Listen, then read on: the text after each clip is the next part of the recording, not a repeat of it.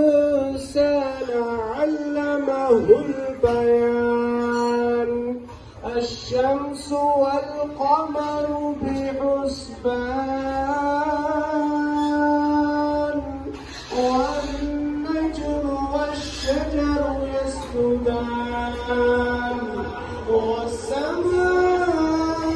رفعها ووضع الميزان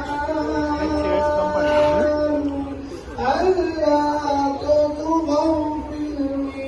الميزان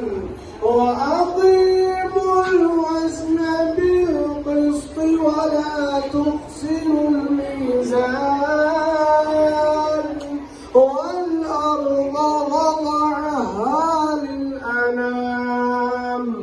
فيها